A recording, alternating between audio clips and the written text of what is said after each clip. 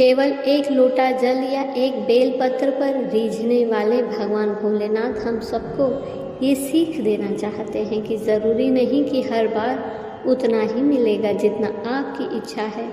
कभी कभी कम मिलने पर भी अथवा जो मिले जब मिले जितना मिले उसी में संतुष्ट रहना तो सीखो। जो मिले जब मिले और जितना मिले उसी में संतुष्ट रहना आपको स्वयं तो आनंद से भर ही देता है, साथ ही साथ दूसरों में भी आपके प्रति सम्मान की भावना का उदय कर देता है। किसी की नज़रों में चढ़ने में सारी उम्र लग जाती है। हमारा एक गलत निर्णय, एक स्वार्थ हमें किसी की नज़रों में एक पल में गिरा देता है।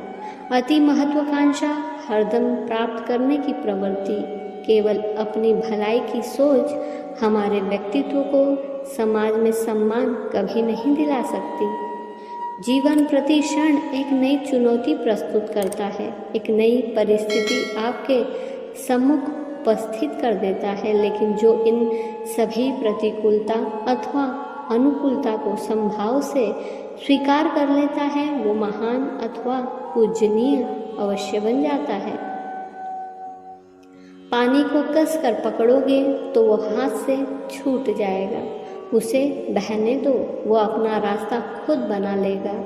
कभी कभी जब परिस्थितियाँ समझ में ना आए तो जो कुछ जीवन में घटित हो रहा है उसे शांत भाव व स्थिर होकर बस देखना चाहिए। विपरीत समय में समय की धारा के साथ बहे, विपरीत दिशा में तैरने की कोशिश में अपनी शक्ति को व्यर्थ ना करें, और जैसे ही धारा का बहाव आपके अनुरूप हो पूरी ताकत लगाए अपनी मंजिल पाने के लिए। आपका समय आने पर जीवन अपना मार्ग खुद बना लेगा।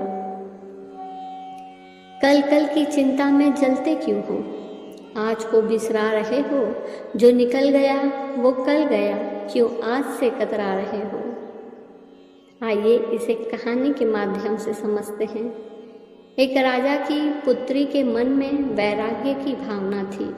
जब राजकुमारी विवाह योग्य हुई तो राजा को उसके विवाह के लिए योग्य वर नहीं मिल रहा था।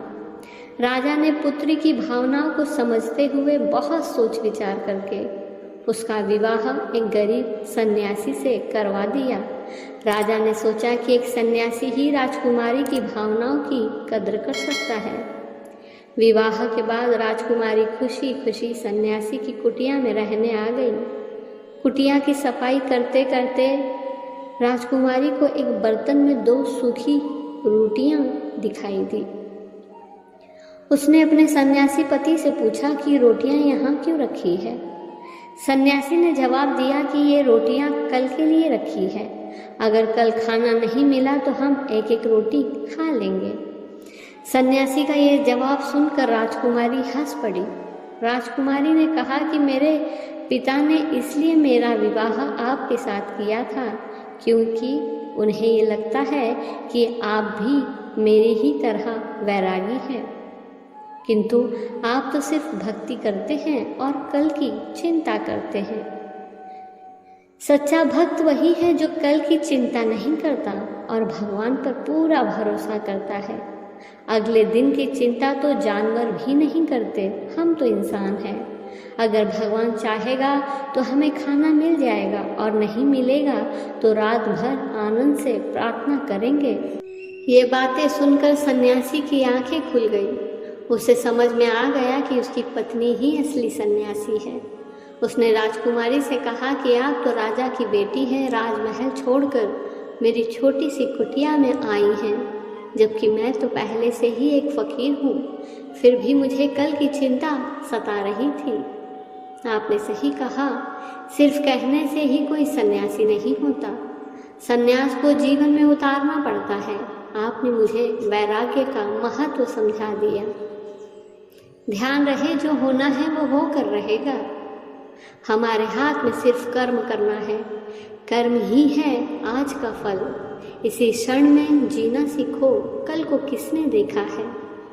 आने वाले कल का 2 तरीके से सामना कर सकते हैं, एक विश्वास के साथ या फिर चिंता के साथ। यदि आप जीवन की चिंता पर विजय पाना चाहते हैं तो इस लम्हे में जिए, हर सांस में जिए।